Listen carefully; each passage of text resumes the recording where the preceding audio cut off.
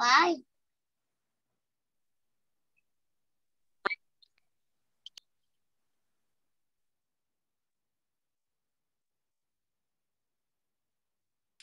Irmãos queridos, boa noite. Já estou aqui, a postos, só aguardando a chegada de todos. Vou dar mais aí uns 5 minutos de não, já são 8h04. Vou dar mais aí uns 3 minutos de tolerância e a gente começa, tá bom? Ok.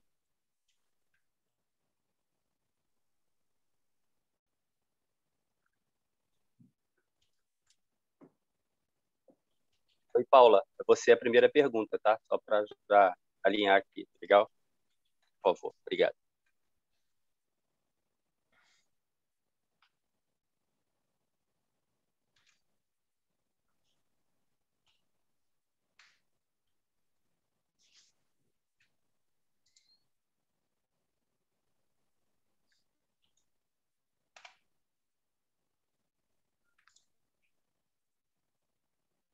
Oito e 5. Quer começar, Antônio? Podemos ir, já estou pronto. Então tá. Paula, pode desmutar aí você. Obrigada. Boa noite, pastor Antônio. Boa noite, pessoal. Oi, Paula, querida. Boa noite. Tudo bem? Boa noite.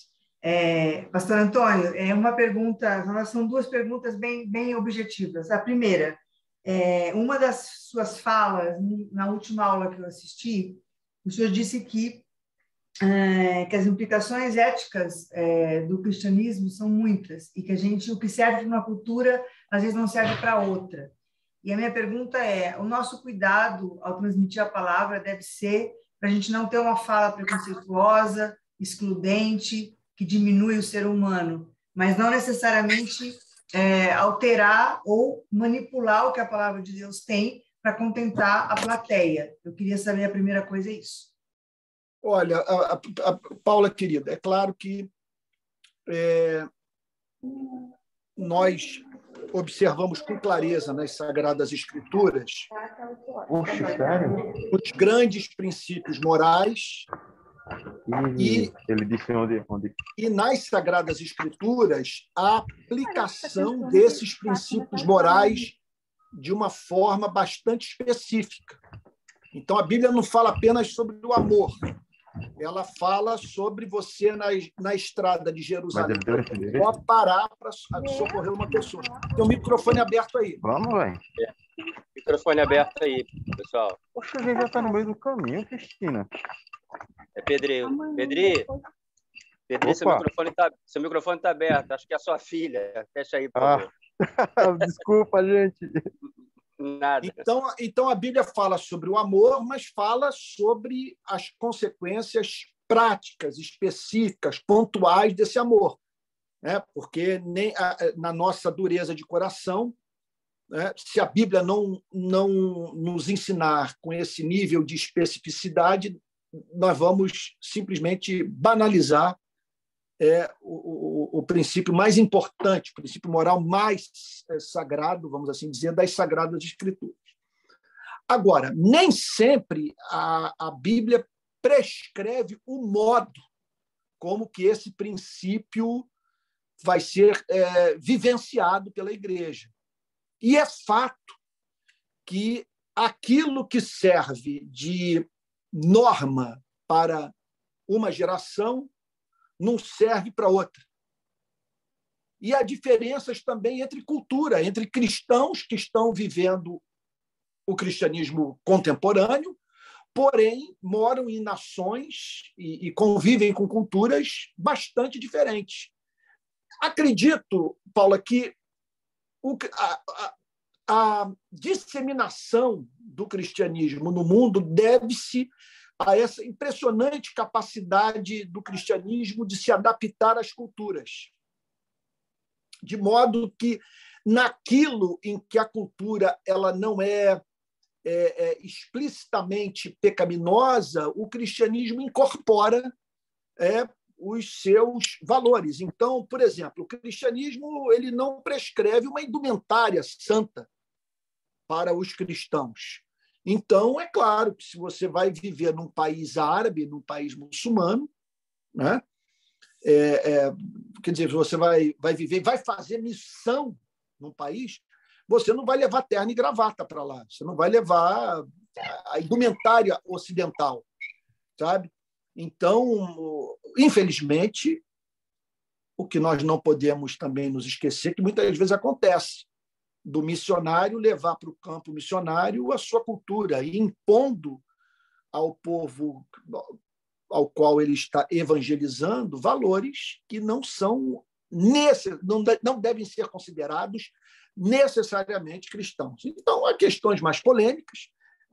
Por exemplo, se você vai pregar o evangelho na Amazônia, a pregação do evangelho na Amazônia exige que o missionário vista os convertidos, sabe? É claro que ele não tem que pregar o evangelho nu, ele não o amor não exige isso dele. Uhum. Mas ele botar roupa nas pessoas, será que a Bíblia pede isso? Né? Entendi. Então, é isso, né? Ótimo. Entendi. Aí, Paula, querida, é só o amor para nos ajudar, o amor, muita sensibilidade cultural, para nós sabermos o que negociar, né? E o que é inegociável. É claro, você chega numa cultura em que se pratica, até me perdoe aqui o exemplo que eu vou usar, né, que é horrível, que da extração do clitóris da menina. Como é que o cristianismo vai conviver com uma coisa como essa? Uhum. Sabe? Então, é claro que aí a entrada do cristianismo nessa cultura fará com que a santidade do corpo da mulher seja preservada. Preservada. Por que não dizer reverenciada? Né? Mas em outros aspectos, não. Né? Então, e aí é aquilo. É impressionante isso, como que existem essas variações, né? Eu mesmo, no decurso, eu acho que nós dois, Paula querida, né, que apesar de muito jovens, né, nós vivemos um tempo suficiente aí de vida para vermos transformações culturais impressionantes ocorrerem no nosso país. Hoje eu vejo coisas que confesso que na minha juventude eu não testemunhei. É verdade. É isso. Ótimo, entendi. A minha segunda pergunta, muito obrigada. A minha segunda pergunta também é muito rápida. Tem a ver até com a temática que o senhor vai trazer hoje para a discussão aqui. Tem um texto de Daniel muito famoso, Daniel 2:21, que diz que Deus, o Senhor, muda os tempos, muda as estações, remove reis, estabelece reis, e ele é quem dá a sabedoria, etc. Então, eu queria compreender um pouco, esse versículo tem sido usado de maneira bastante generalizada em algumas falas por aí, tentando justificar alguns governos no mundo, pelo mundo, né? Se Deus estabelece e se Deus depõe, então quem está é porque Deus estabeleceu, quem não está é porque Deus não quer mais. E eu penso nesses governos horríveis, né? Autoritários, de domínio, enfim, gente péssima, horrível, governando do mal. Estamos vivendo no Brasil uma situação terrível, Isso. né? É. Então, eu queria que o senhor falasse um pouquinho desse versículo. Eu sei que ele está dentro de um contexto no livro de Daniel, né? Ele está dentro de um contexto, mas é um versículo que vem sendo usado de maneira muito generalizada para explicar algumas coisas. A minha segunda pergunta é essa. Paula, querida, olha, muitas vezes o que Deus decreta na sua vontade decretatória, ele não prescreve para o homem, ele não decreta na sua vontade moral. Então, Deus decretou a crucificação de Jesus. E não apenas isso. Agora eu vou causar um escândalo terrível. Mas Deus decretou que o instrumento fosse Judas Iscariotes. Ele fez tudo o que Deus havia predeterminado, o que a própria Bíblia diz. Agora, veja só que paradoxo. Se eu estivesse naquela noite em que Jesus foi preso, lutando para que a justiça fosse feita e Jesus não fosse condenado com base naquelas mentiras, eu estaria agindo em conformidade à vontade moral de Deus, mas estaria indo de encontro à vontade decretatória de Deus, porque era da vontade decretatória de Deus que Jesus fosse morto por traição. Então, eu interpreto esse versículo nessa mesma perspectiva. Segundo a vontade decretatória de Deus, certas nações, quer dizer, as nações podem ter certos presidentes, mas segundo sua vontade moral, ele deseja que seu povo lute contra aquele governante que ele decretou que estivesse. Olha, não me peça para explicar isso, por favor, eu só sei o que a Bíblia ensina. Que loucura. Então, o texto está dizendo que ele é soberano. Como ele é soberano também sobre a pandemia, mas nem por isso nós vamos deixar de fazer a ciência para combater a pandemia. Então, é isso. Essa é mais uma antinomia das Sagradas Escrituras, que são verdades aparentemente opostas, mas que não são irracionais ou contraditórias. Então, vontade decretatória e vontade moral. Ele decreta na vontade decretatória, nem sempre ele decreta na sua vontade moral. Né? Perfeito. É isso. Então, eu vejo Bolsonaro como alguém que só ganhou as eleições de 2018 porque Deus o decretou. Mas vejo a aliança que a igreja fez com ele como obscena. Sim. O maior golpe desferido contra a credibilidade da igreja e a glória do evangelho em toda a história do protestantismo brasileiro. Verdade. Obrigada, pastor. Muito obrigada. Paula, querida. Que honra. Que duas perguntas excelentes. É por isso que eu digo, isso aqui está sendo talvez o ponto alto do curso, né? E nós vamos deixar um legado, porque essas aulas estão sendo gravadas e elas vão se transformar num outro curso em breve. Todo esse bate-papo. Então, o pessoal que está vindo por aí, que vai participar desse curso, né, que eu não vou mais oferecer o Zoom, só para essa turma, então esse pessoal vai herdar toda essa discussão. E outra coisa, nós estamos tratando de temas que eu não trataria no curso, porque eu não tenho como tratar de tudo e tal. Então, esse debate é de uma riqueza maravilhosa. Vamos lá, mais alguma pergunta, Pepe?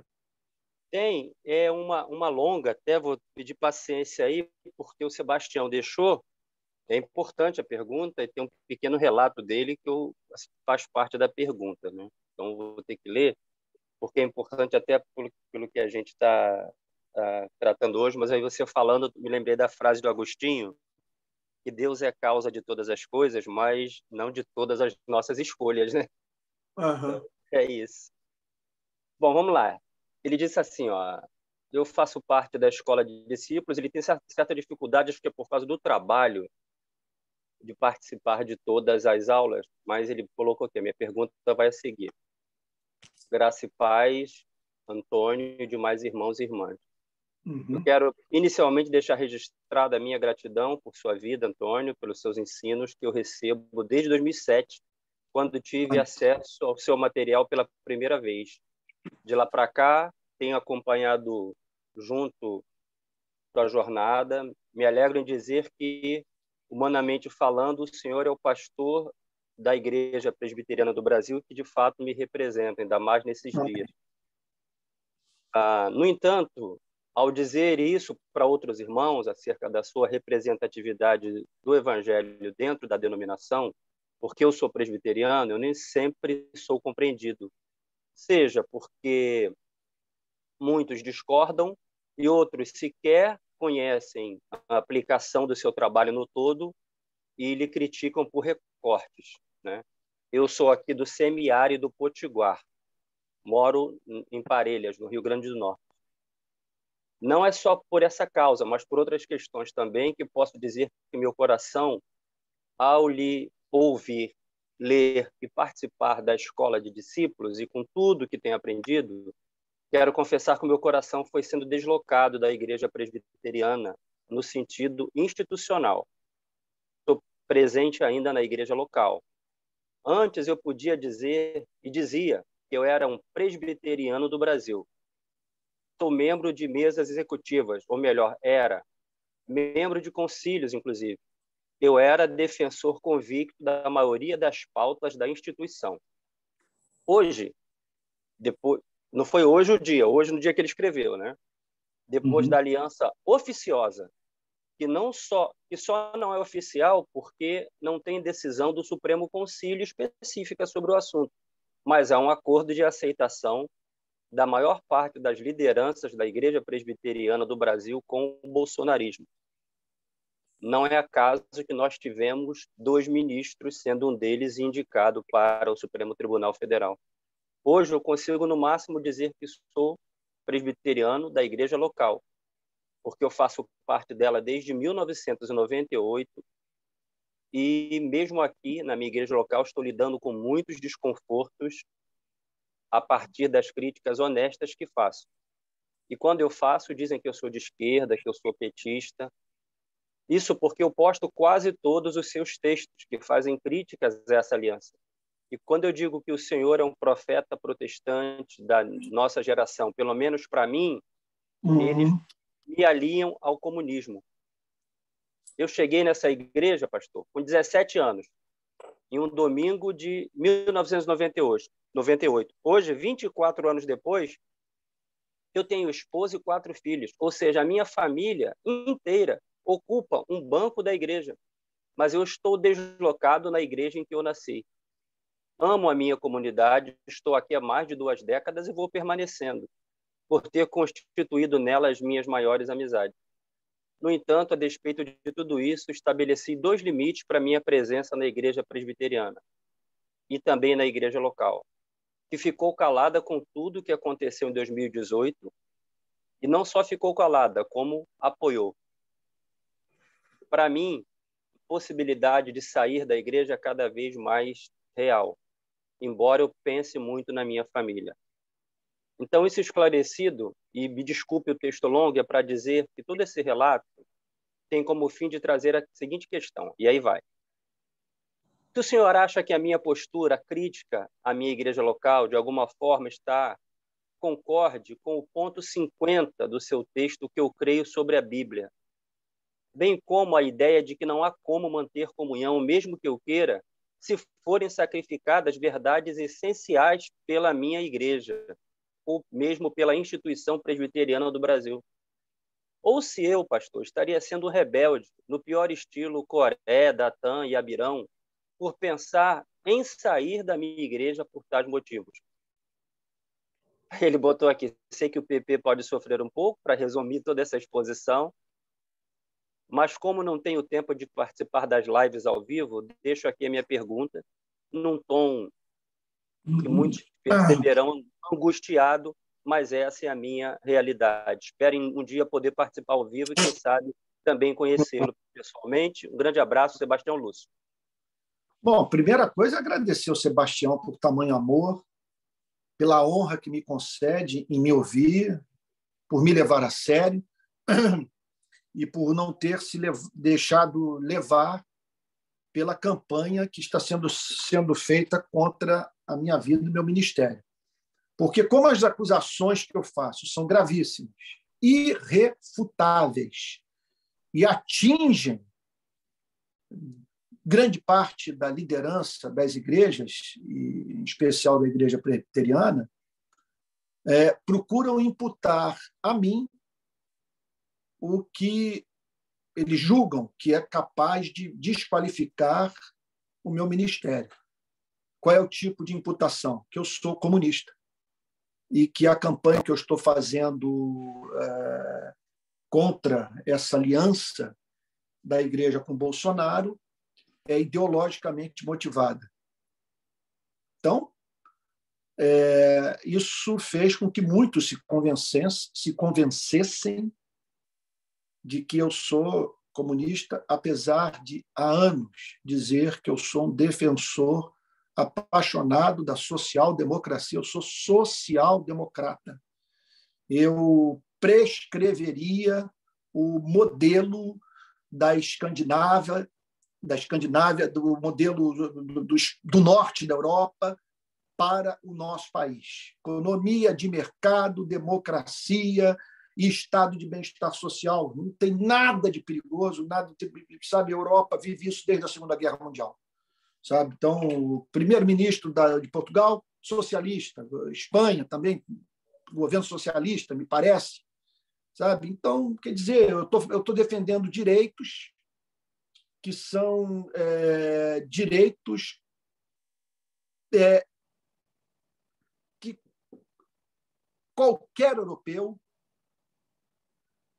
não abre mão. E outro ponto, defendo direitos que estão presentes na Constituição Federal Brasileira, porque a Constituição Federal Brasileira ela é social-democrata. Então, a Igreja Presbiteriana, e eu vou dizer isso semana que vem num programa, lembrem-se que esse programa foi gravado antes da atual crise. Esse programa foi gravado em fevereiro, deve ir ao ar semana que vem, pelo que a produção me falou. Eu disse que a escolha de 2 pastores presbiterianos, feita por Bolsonaro, para ocuparem Ministério do seu governo, Ministério da Educação e Cultura e o Ministério da Segurança Pública e da Justiça, demandou moralmente da Igreja Presbiteriana, por parte do seu Supremo Concílio, a apresentação de uma nota pública, deixando clara a sua posição. E o fato desses pastores estarem ocupando cargos da mais alta relevância em ministério, quer dizer, no governo Bolsonaro, não implicava em apoio da Igreja Presbiteriana do Brasil ao bolsonarismo. Eu acho que isso tinha que ficar claro. Por que não houve esse posicionamento? Que houve quando um abaixo-assinado foi feito pedindo o impeachment do Bolsonaro. Isso me parece que foi no início de 2020 ou em 2021. Ou foi em 2020, foi um mês de fevereiro, eu não sei se foi de 2020 ou de 2021. Vários pastores subscreveram esse documento, esse abaixo-assinado, pedindo o impeachment. A Igreja Presbiteriana prontamente declarou que o fato de pastores presbiterianos estarem pedindo o impeachment não implicava na concordância da Igreja Presbiteriana com o conteúdo daquele abaixo-assinado. Eu espero que eu tenha sido claro, né? Entenderam? Todos entenderam? Então tá. Então, só que ela não agiu com essa mesma prontidão, na verdade, permaneceu em silêncio com relação a esse envolvimento. Outro escândalo foi um pastor de Londrina ter declarado numa pregação que o Brasil precisava de um golpe militar porque o brasileiro só entende a linguagem da força. É um pastor de Londrina, se não me falha a memória. Se vocês derem uma pesquisada, ou ele é de Londrina ou é de Maringá. Se vocês pesquisarem pastor Londrina, Maringá, apoio à ditadura e tal. E a igreja inteira aplaudiu. Quer dizer, inteira. Pelo menos pelo barulho, deu a impressão que a maioria da igreja, se não todos, aplaudiram o que ele falou. E a igreja permaneceu calada. E todos sabem que esse apoio da igreja presbiteriana é um apoio velado. Não vou dizer que é a denominação in totum, mas a maioria revela simpatia pelo governo Bolsonaro, sabe? Em razão dessa expectativa de que ele vai dar um fim ao processo de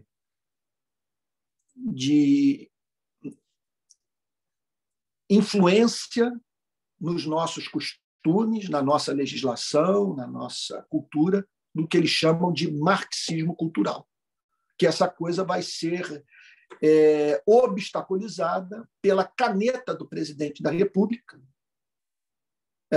e por um governo que se diz cristão. Então, eu acho tudo tão grave, em razão do que ele fala, do que ele representa, sabe? Um homem que virou-se para uma parlamentar e disse que, de tão feia que ela era, ele não a estupraria. Como que uma mulher apoia esse homem? Eu nunca vou entender. Um homem que, numa sessão do Congresso Nacional, celebrou a memória de um torturador, do coronel Carlos Alberto Brilhante Ustra. Vai ver depois no YouTube os vídeos da Comissão da Verdade sobre o que esse homem fez durante o regime militar.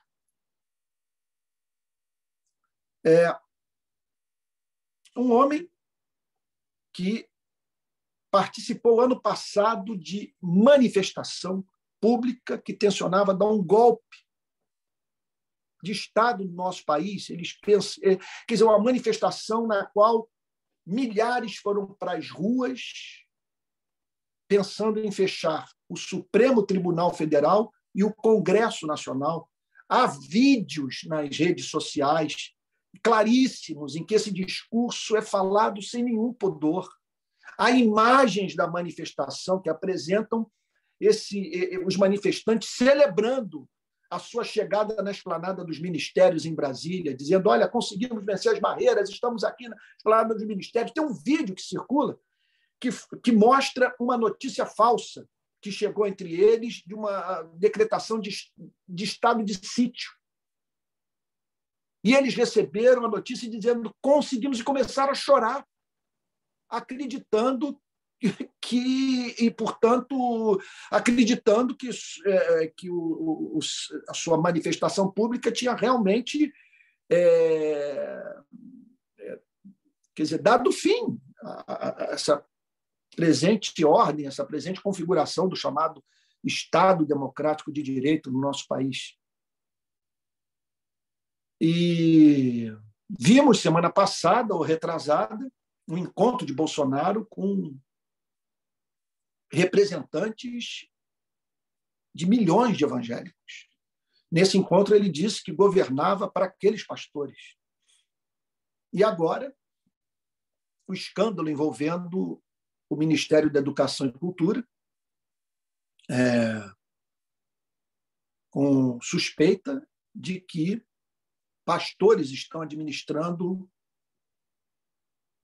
a verba do Ministério da Educação e Cultura e canalizando para prefeituras, quer dizer, de acordo com sua vontade. E, olha, homens que não fazem parte do Ministério da Educação e Cultura. E suspeita-se que parte dessa verba foi usada para construção de igreja. É um escândalo. Então, eu diria o seguinte, que eu não conseguiria ficar numa igreja que endossa isso. Mas, Antônio, você está falando de uma ruptura de comunhão que não envolve como motivo, diferença doutrinária sobre questão, sobre fundamento da fé? Olha, há dois motivos que podem nos levar a romper com uma igreja local. Motivo doutrinário e motivo moral. Então, eu posso romper comunhão com uma igreja em razão do fato dela ter se afastado do evangelho. Quer dizer, de ser encontrada ensinando um outro evangelho. Agora, eu posso me afastar dessa igreja por ela estar vivendo vida oposta ao evangelho. Então, como fazer parte, por exemplo, da igreja luterana do partido nazista, tal como ocorreu durante o período da Segunda Guerra Mundial. Então, não havia como. Ali a questão era de natureza moral. Uma igreja, por exemplo, que defende o apartheid ou a segregação racial, sabe? Então, eu tenho para mim que uma igreja que apoia um candidato que fomenta o armamentismo, que dissemina uma cultura bélica, que trata a mulher com menosprezo, homofóbico, que você pode até ter uma ética sexual dentro da qual não cabe a prática homossexual. Mas a homofobia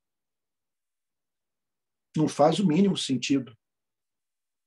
Porque se formos elevar a condição de princípio, a fobia em relação de pessoas que não vivem de acordo com os nossos valores morais, nós vamos ter que sair do planeta Terra.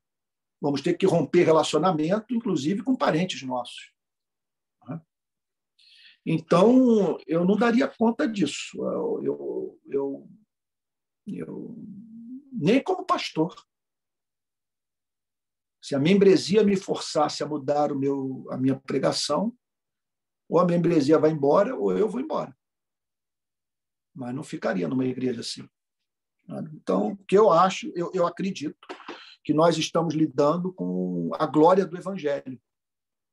Nós estamos lidando com o conselho do Evangelho. Veja, se não houver uma voz de oposição ao que está aí, nós estaríamos dando motivo para o povo brasileiro dizer que todos os evangélicos pensam igual. Todos os evangélicos são bolsonaristas. O que, para mim, representaria... Olha, eu vou dizer uma coisa, uma provocação à santidade de Deus e que demandaria juízo da parte de Deus sobre essa igreja apóstata.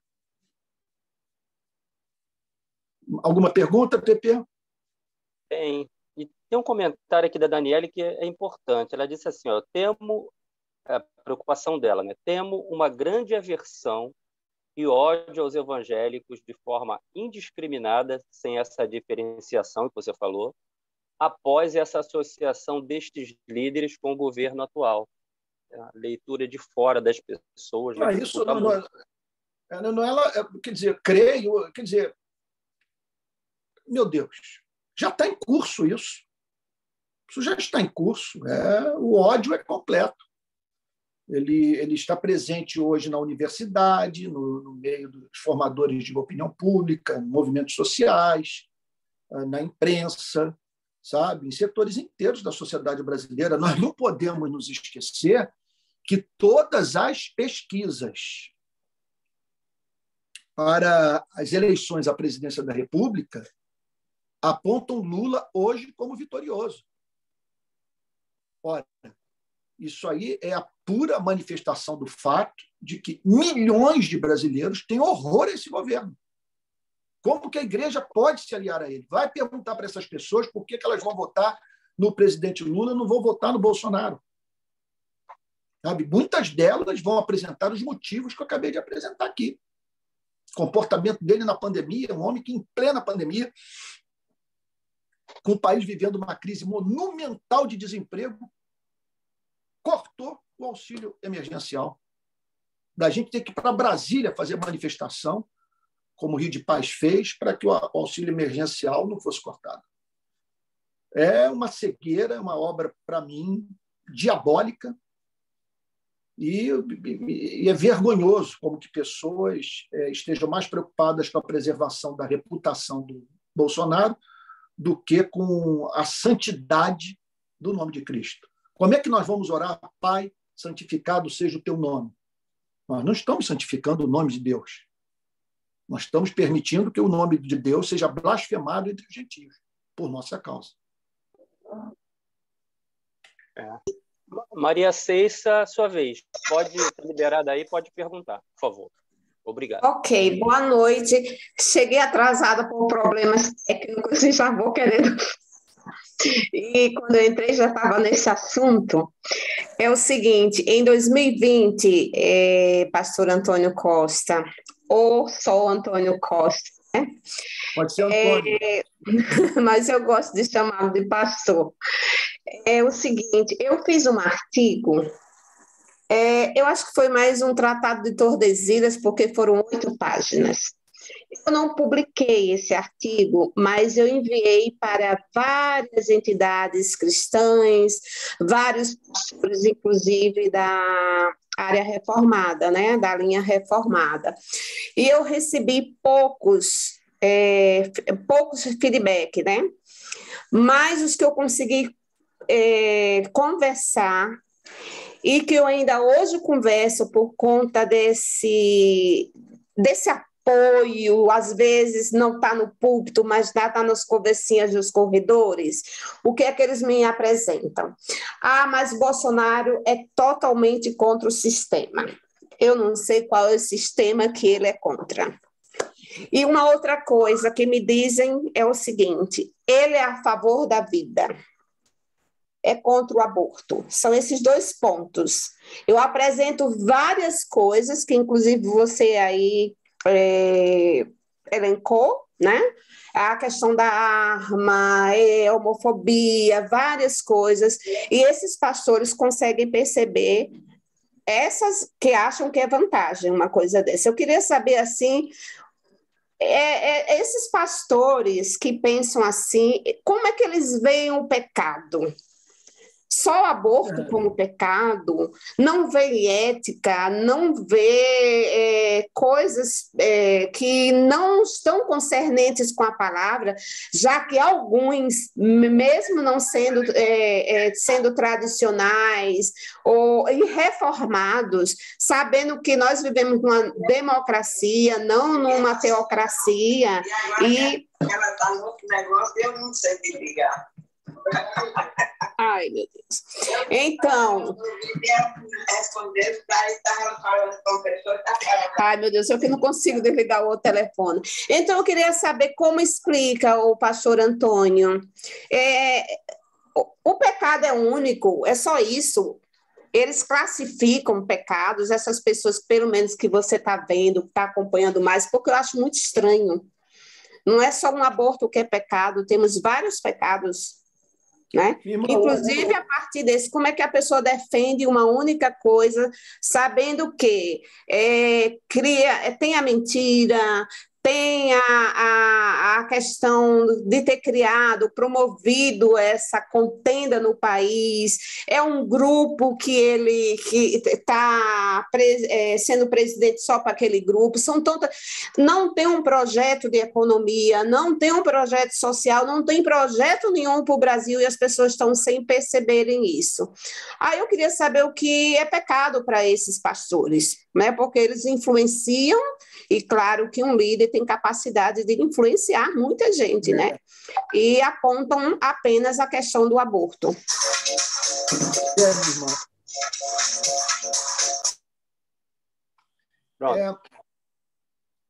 Eles erram do ponto de vista, assim,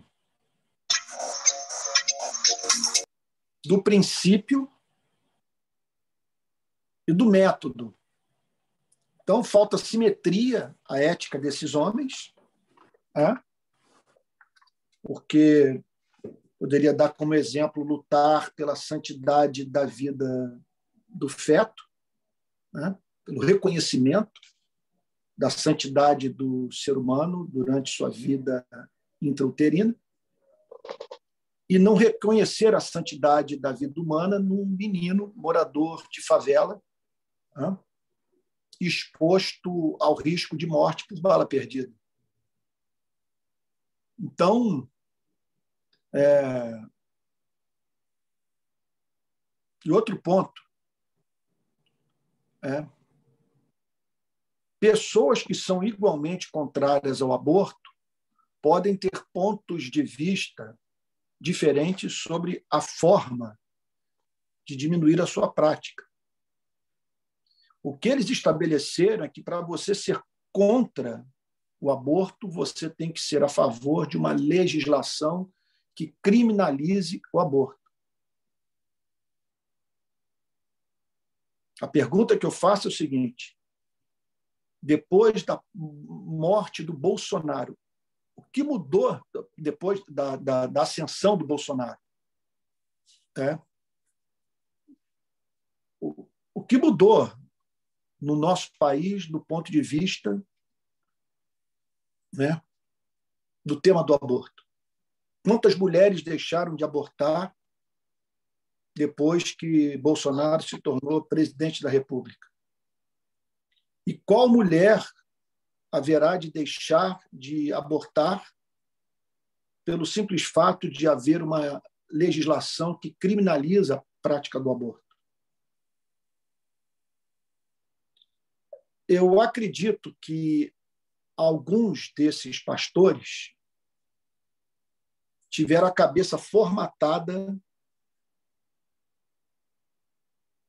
pelo protestantismo americano, né, pelo ultraconservadorismo da direita republicana norte-americana. Muitos foram tornados cegos por conta disso.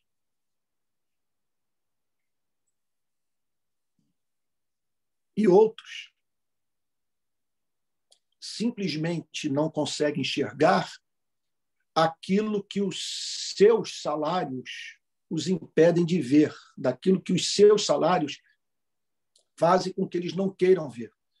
Porque, me permitam dizer, ficar hoje do meu lado e do lado de outros que estão batalhando juntamente comigo por essa mesma causa, hoje, significa você perder muito espaço nessa igreja, ser objeto de ódio. Significa você ser rechaçado pela denominação. Você não vai falar em congresso, você não vai vender mais livro.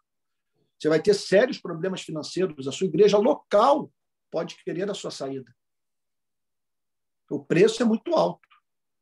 Então, o salário hoje serve de mordaça na vida do profeta, que não fala aquilo que ele sabe que vai impedi-lo de pagar o colégio de filho. Então, a coisa é tão absurda, meu irmão. Como que pode um país que nunca precisou do Estado, uma igreja que nunca precisou do Estado para crescer? Essa igreja, durante os 13 anos de governo de esquerda, bateu todos os recordes de crescimento. Se tornou do tamanho são 5 Portugais que cabem dentro dessa igreja. 50 milhões de pessoas. E essa igreja decide pedir socorro a um político profissional altissimamente controverso. Um escândalo. E outra coisa, o diabo ofereceu o candidato para a igreja, mas sob a condição de que a igreja passasse para ele o evangelho. Eu lhes dou um candidato e vocês me dão o evangelho. Quer dizer, vocês emitem uma nota para a nação, que vocês não são confiáveis e que o evangelho ensina o que o bolsonarismo apregou aqui. Por exemplo, se o evangelho entrar nesse país, cada brasileiro vai viver com uma pistola na cintura. E que a empresa que vai mais lucrar com a chegada do avivamento evangélico no país será a Taurus. O fim do mundo. Olha, eu custo acreditar que isso está acontecendo, sabia? Às vezes eu olho assim, será que isso é um pesadelo? Porque como que tanta gente pode ter embarcado nesse engano? Como que tantos puderam revelar tamanho descaso pela glória do nome de Jesus Cristo? Eu disse isso naquele programa, acho que eu falei para vocês 15 dias atrás. Não sei se eles editaram essa parte. Eu disse, olha, nós cristãos acreditamos que o Criador da Via Láctea enviou seu Filho para esse planeta para ensinar os seus habitantes a amar. O que setores inteiros do movimento evangélico disseram é que esse Filho de Deus, que veio ao mundo para nos ensinar a amar, subiu no palanque de Bolsonaro e disse para o país que ele era o seu candidato. Aí eu pergunto, quando eu me levanto contra essa orgia, eu devo ser acusado de dividir a igreja? Por acaso, quem está dividindo a igreja? Quem condena essa aliança ou quem a promove? Quem a promove. Como que eu vou ver uma reunião daquela em Brasília e ficar calado? Não tem como. Tem mais alguma pergunta, Pepe? A Paula quer fazer vivendo é um momento surreal. Eu não sei como é que eu ainda não enlouqueci, pastor. Porque são pessoas que têm ministérios longos, senhorzinhos mesmo, e assim eu fico assustada em conversar com eles. Porque realmente, para eles, Bolsonaro é o homem levantado por Deus. Impressionante. Não são neopentecostais ou pentecostais. São pessoas da linha tradicional. O mais absurdo que eu vejo. Sim, sim. É isso mesmo. Agora, é aquilo. Tem que ser assim. Porque se fosse de outro modo, seria muito alarmante. É como eu acho que eu disse isso para vocês recentemente, que há duas formas do adversário de nossas almas agir. Ele age como leão, procurando alguém para devorar, andando ao nosso derredor, ou ele age como lobo vestido de ovelha. Eu me lembro de um pregador dizer o seguinte, que eu li aí em algum lugar, olha, mas saiba que ele age mais como lobo vestido de ovelha do que como leão, porque seria muito alarmante ele sempre se revelar como leão. É claro que ele vai usar pessoas piedosas. Olha, em 2018 eu recebi um telefonema de um pastor presbiteriano muito conhecido. Quando eu desliguei o telefone, eu disse o seguinte, meu Deus, como que pessoas boas podem ser perigosas? Ele é um homem que me parece bom, mas muito limitado. Sem vivência pública. É aquela história do pastor que vive do gabinete pastoral para o púlpito, do púlpito para o gabinete pastoral. Eu lamento dizer que muito daquilo que eu acredito hoje, eu acho que eu não acreditaria se não fosse pela minha experiência nas favelas, no sertão do Nordeste, nas comunidades ribeirinhas do Amazonas. A experiência de campo mexeu muito com a minha teologia. Pepe? Posso falar rapidinho, pastor? É rapidinho. Pode, Paulo. O senhor comentou hoje, respondendo uma pergunta minha, que, por incrível que pareça, Bolsonaro foi a vontade decretatória de Deus sobre o país. E Jesus disse, né, que os pobres a gente sempre teria entre nós, e os ímpios também. Eu penso que a igreja tem que conviver com a impiedade desse governo, e talvez esse seja o grande exercício, né, da nossa fé, da nossa prática, da nossa santidade diante de Deus. E o que a Maria estava citando, eu penso que a concupiscência, né, das nossas almas é que faz com que a gente ceda a esse tipo de coisa, como ela diz, como é que pode esse número de pastores não saber o que é o pecado, não ter noção de pecado? Então, eu penso que a igreja tem que conviver com a impiedade de um governo como esse, mesmo sendo um governo que Deus plantou aí, talvez até para exercício, né, da nossa própria condição como cristãos. Não sei se meu raciocínio faz nexo. Não, é claro, o senhor faz bem. E outra coisa, Deus pode usar desses governos para julgar uma nação. Também acontece isso, de muitas vezes maus governantes serem uma forma de Deus disciplinar os povos, sabe? Isso mesmo. Eu sei que é altamente polêmico o que eu estou dizendo, mas isso é amplamente ensinado pelas Sagradas Escrituras. O presente, né, é uma das formas, né? Bons governos são uma das manifestações do amor de Deus por um povo, né? Então, e agora é importante também dizer que numa democracia a autoridade soberana não é o presidente da República, é o povo. O presidente da República ele age em nome do povo. Então, se ele não honrar, se ele quer dizer, ele é um servo, né? Então, se ele não honrar o pacto que existe entre nós, se não atender às expectativas do soberano, que é o povo, sabe? É aquilo. Ele não pode ser poupado, tem que ser combatido, sabe? Não temos alternativa. Fora o aspecto moral, né? Porque bons governos salvam e maus governos matam. E um governo desse mata. Né? Obrigada.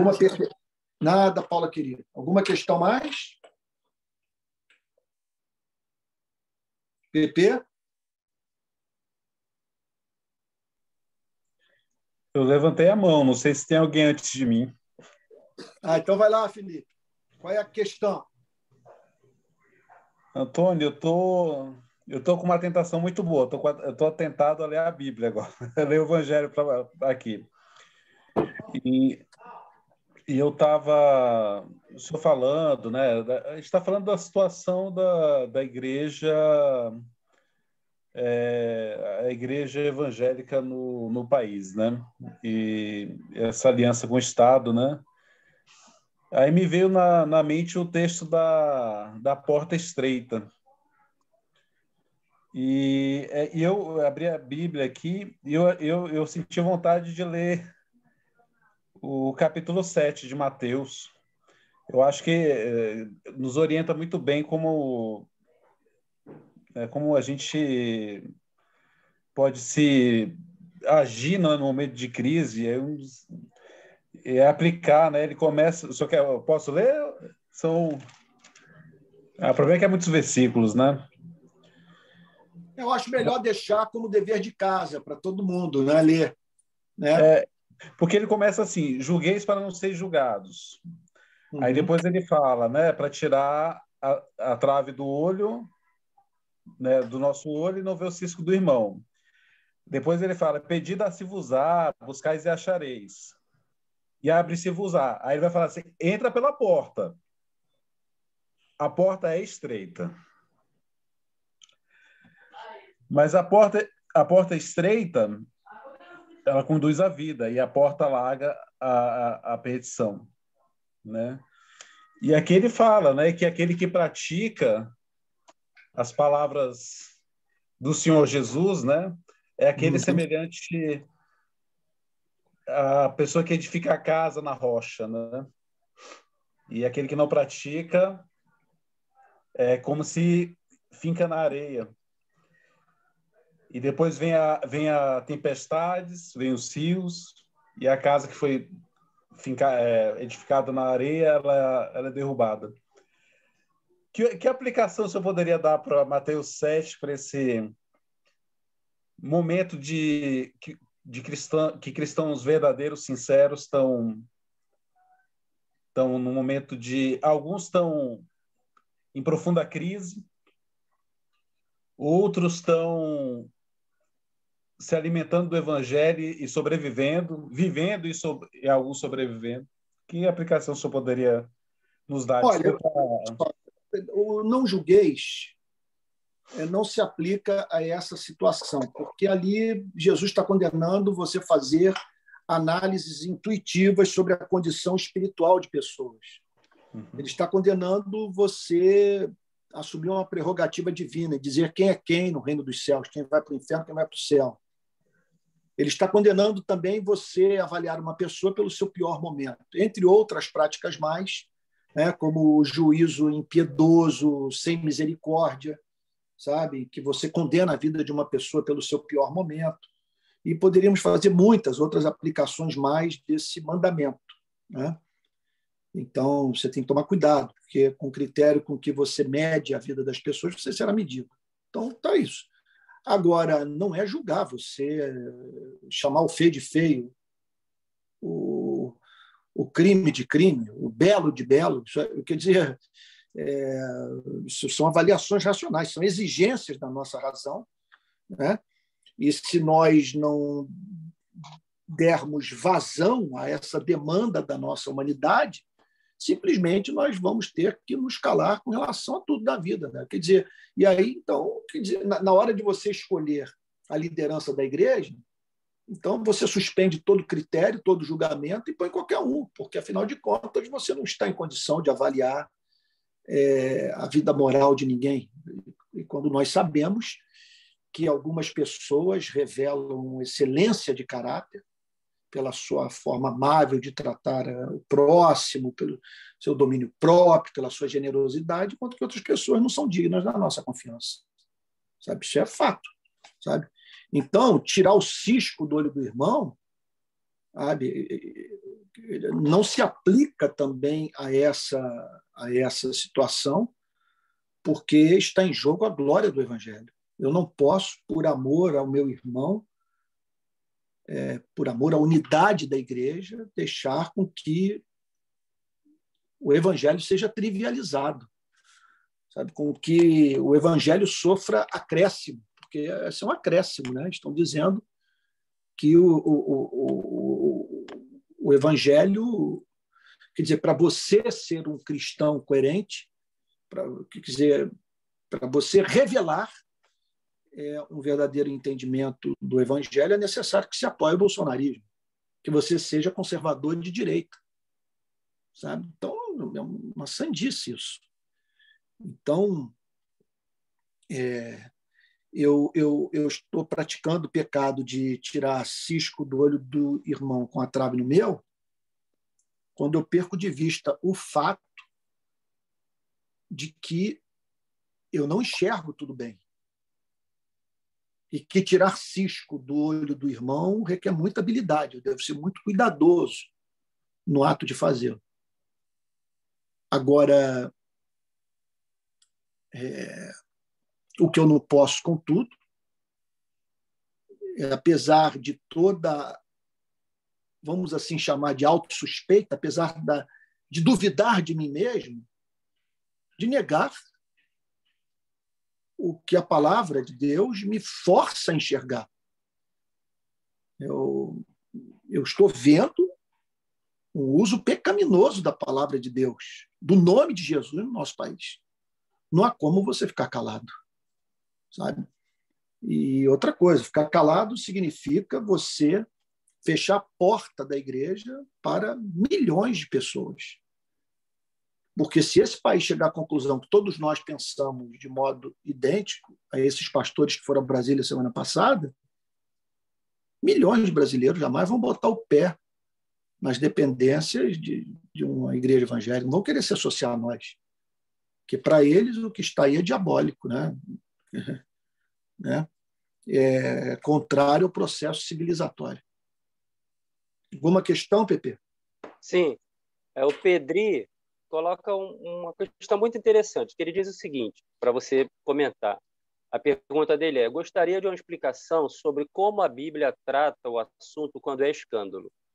Porque tem a impressão de que quando esse assunto é tratado de acordo com a conveniência, tem sido tratado de acordo com a conveniência de pastores e da liderança. Por exemplo, se o pastor ou a liderança sabe que algo não é pecado, como tatuagem, bebida alcoólica, uso de tabaco, entre outros, usam que, mesmo não sendo pecado, é bom não usar para não escandalizar. Porém, esses mesmos escandalizam com suas posições políticas, seu abuso de poder, entre outros absurdos. É verdade, o que está havendo é um descaso em relação à consciência. É uma coisa muito doida o que está em curso, porque a missão principal da igreja no mundo é levar pessoas a Cristo. Só que o que esses pastores estão revelando é que eles estão mais preocupados em defender a sua pauta moralista do que em levar pessoas a Cristo. Eles acham mais importante você deter o que eles chamam de marxismo cultural do que inocular no coração das pessoas, na vida das pessoas, aquilo que as tornaria blindadas, fechadas para essa suposta ameaça, que é a fé no Evangelho de Jesus Cristo. É uma contradição. É uma contradição. Eles estão dizendo, quer dizer, eles estão dizendo o seguinte para o brasileiro: é melhor que você seja salvo do marxismo cultural do que salvo do inferno. É difícil acreditar no que está em curso, é muita cegueira. É muita cegueira. Eu espero que lá na frente isso tudo cause um imenso arrependimento, sabe? Das pessoas serem levadas, esses homens serem levados à confissão pública das suas iniquidades. Que eles estão brincando com o que de mais sagrado existe, que é a pessoa de Cristo.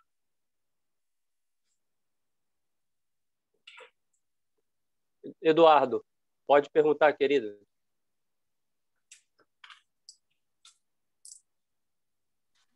Opa, sou eu? Estão me ouvindo? Sim, Edu.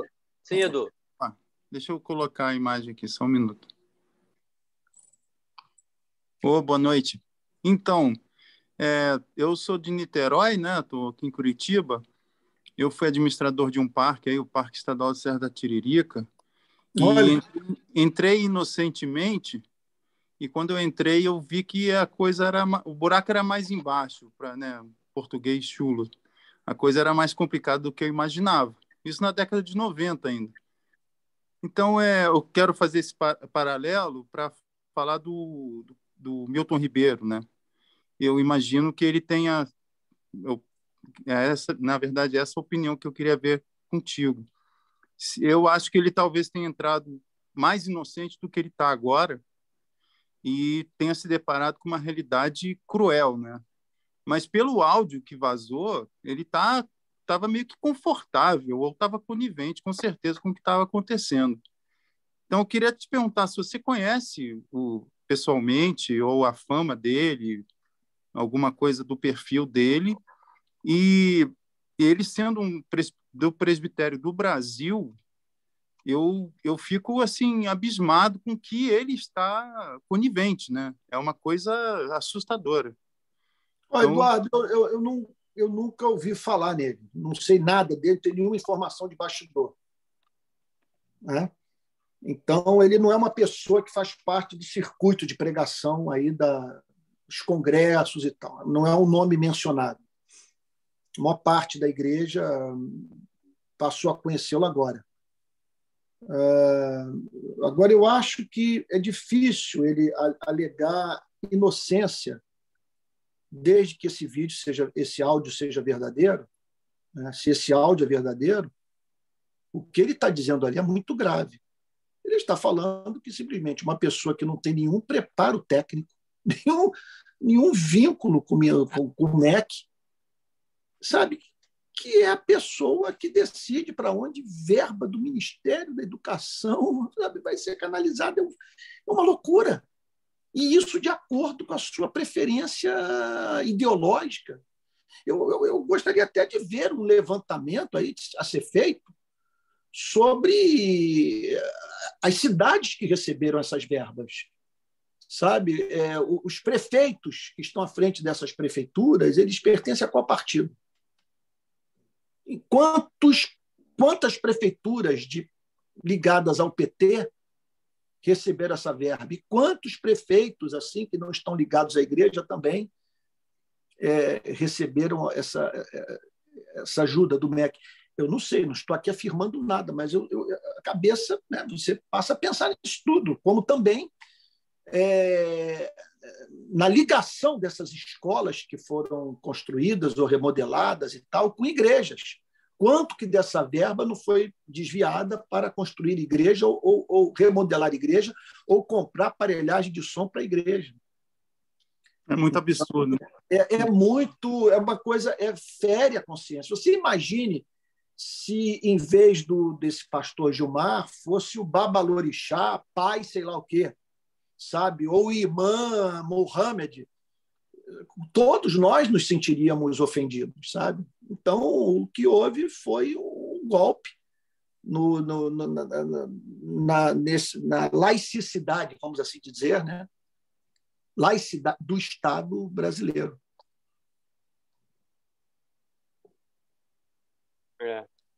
Quem agora, André? Opa, boa noite, pastor. Boa noite, colegas, né? Eu tenho uma dúvida, pastor, é mais uma questão de interpretação mesmo, mas ela tem a ver com o último ponto da lista. Tá. Há algum tempo atrás, eu ouvi uma palestra, né? Não dá para dizer que era uma pregação, que identificava que o pecado de Jeroboão, que a Bíblia usa esse termo várias vezes, não apenas com a idolatria, até porque Jeroboão estava em oposição ali a ajudar, né, que tinha idolatria até não poder mais lá, tinha os mesmos ídolos dentro dos templos, né? Mas com o uso da fé para questões políticas, né? Aí só recordando aqui, o Jeroboão, ele constrói templos em Dan, e eu não lembro o nome da outra cidade, para evitar que as pessoas fossem a Jerusalém e, indo a Jerusalém, se associassem ao rei de Jerusalém, que era Roboão, né? E, enfim, ele é julgado por isso, né? E eu queria só saber se existe realmente é possível fazer essa análise, né, do texto, condenando o uso político, né, da fé ou da religião, a fim de levar vantagem pessoal, né? Nesse caso aqui, especificamente, de apoio político, né? A gente tem que pensar tudo isso em termos da missão da igreja no mundo. E, em conexão a isso, da diferença da ação da igreja na condição de instituição e da ação da igreja a partir da sua membresia. Aquilo que é permitido a um membro fazer não deve ser permitido à instituição. Por exemplo, o membro da igreja pode se filiar a um partido político, mas a instituição jamais. Porque nós sabemos que na membresia de toda e qualquer igreja haverá a presença de pessoas que vêm de modos diferentes,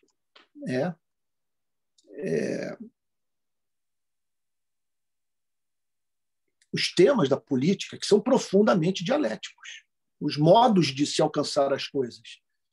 Então, pega aí um tema aí como o aborto, né? Haverá quem julgue. Você pode encontrar duas pessoas que pensam igual quanto à santidade do feto, né? De ser criado em mais semelhança de Deus, mas que tem pontos de vista contrários com relação à melhor forma de evitar a prática. E isso vale também para a economia, combate à pobreza e tal, né? Então, a igreja jamais deve se associar incondicionalmente ao Estado. Ela é livre para, à luz das Sagradas Escrituras, celebrar bons governos, mas não a ponto de fazer aliança com esses governos. Porque nós sabemos, historicamente, que quando a igreja faz essas alianças e as coisas vão mal com esses governos, a culpa recai sobre a igreja. E, no final, o populacho, Ou os revolucionários querem a cabeça do rei e a cabeça do clérigo, né? Então, a igreja não pode jamais perder a sua função profética, o seu papel de consciência da nação. E eu não conheço governante, né, autoridade pública que tenha passado por esse planeta que não tenha se tornado passível de ser repreendida pela Igreja de Cristo. Sabe? Então, você pega, por exemplo, um caso assim como a história da independência americana, a criação do Estado americano e tal, a ruptura com a coroa, né, com a realeza e lá, inglesa. Sabe? Então, você olha para aquilo, belíssimo, a Constituição americana também, tanta coisa bonita e tal, mas não podemos nos esquecer jamais que o regime escravagista permaneceu intocado e que os negros não tinham direito a voto. Então, isso é um exemplo de um governo que fez façanhas, né? Produziu um documento que está até hoje aí, sabe? Intocável, né? ou que permanece, né? Intocado, e, contudo, foi capaz de legitimar tamanha iniquidade. Né? Então, me mostre na história que tenha sido diferente. Né? Aqui no Brasil, então, nem se fala. Eu não conheço alguém que tenha assumido o cargo de presidente da República que não tenha, num ponto ou outro do seu governo, dado margem a ser severamente confrontado pela Igreja. Né? Então, o erro consiste nisso. É claro que a Igreja pode contar, em momentos da história, com o apoio, com a proteção do Estado. A reforma protestante deve muito ao papel dos príncipes alemães, que fecharam com Lutero e tinham seus interesses para isso. Então, não vejo nenhum problema da Igreja, em razão de causas assim que são santas, fazer alianças pontuais, usando assim o princípio da cobeligerância, que é você lutar junto quando as pautas estão em comum, sabe? Então, o governo Lula, por exemplo, não vejo como. Assim, não havia razão para a Igreja não apoiar o Bolsa Família, o Minha Casa Minha Vida, os institutos federais, o projeto lá de coleta de água da chuva no sertão do Nordeste. Então, a Igreja deveria aplaudir e se reunir no domingo com ações de graças, agradecendo a Deus por essa mão estendida na direção do pobre. Agora, daí para fechar incondicionalmente com o Partido dos Trabalhadores, seria é difícil enumerar a quantidade de pecado numa decisão como essa. É um desrespeito para com os de dentro, uma falta de preocupação com a consciência dos de fora, né? E outro ponto, né? E a Igreja deixando assim de cumprir o seu papel profético, porque iniquidades estiveram presentes durante esse governo, né? Então, o problema é você dizer: esse é o meu governo, esse é o meu candidato, a instituição fazer isso é um suicídio, né? É pecado.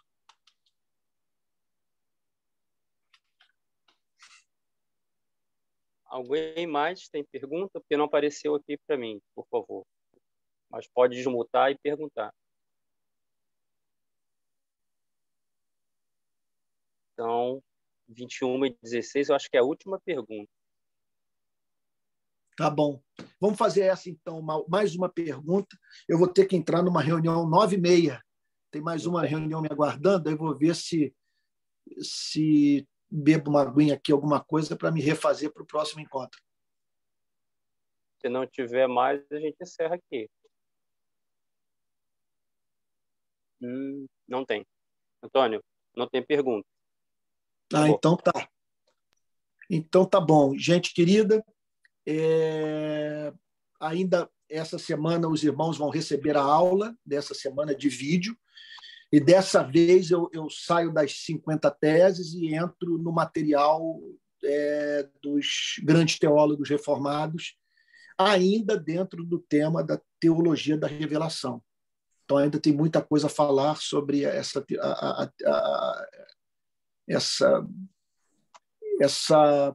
parte central da teologia, que eu acredito que é a introdutória. Eu acho que toda teologia sistemática deveria começar por estabelecer esse fundamento, que a Bíblia é a palavra de Deus, e apresentar os motivos pelos quais os cristãos acreditam que o Antigo e o Novo Testamento são revelação inerrante, né?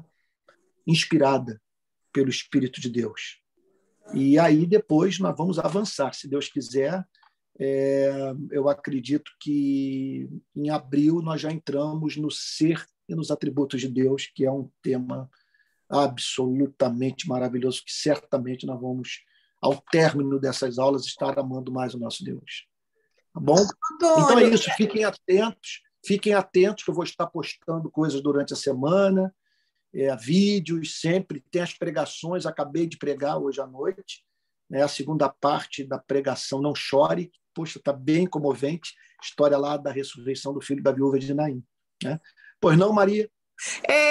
Quanto à sua entrevista no Bial, eu estou perdida. Já passou, não? Não, querido, deve ser segunda ou terça. Acredito que segunda-feira, por conta de tudo que está acontecendo aí no país. Mas não divulguem, tá bom? Que eles pediram para não divulgar, esperar eles produzirem o teaser, o material de divulgação, para a gente. Aí sim, a gente espalha. Tá bom. É porque eu pensei que eu tinha perdido. Você falou que era da segunda, eu já esqueci de procurar. Era para ser essa semana, mas eles vai ter um dia que o programa não irá ao ar, eu não sei por quê. E aí, então, eles escolheram tirar o meu programa da pauta e deixar para a semana que vem. Isso. Melhor hora, né? Melhor hora. Deus sabe tudo. Deus sabe tudo. Amém. Tá, gente querida, fiquei com Jesus. Boa noite. Perguntas maravilhosas. Vocês me perdoem se em algum momento eu fui lento demais, se não fui objetivo, sabe? Mas eu procurei dar o melhor de mim, ser honesto com vocês. Tá? E estou amando esses encontros. Venho para cá com real felicidade. Tá? E fico grato a Deus também por saber que tudo isso não vai ser perdido.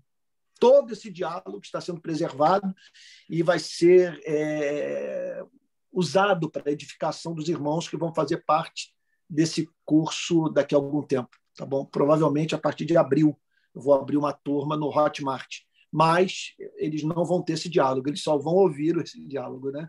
E não por menosprezo a eles, mas por não dar conta, né? Muito estafante. Tá? Fiquem com Jesus, uma boa noite, tá bom? Deus os guarde. Valeu, obrigado. Boa noite. Boa noite. Obrigado, gente. Obrigado.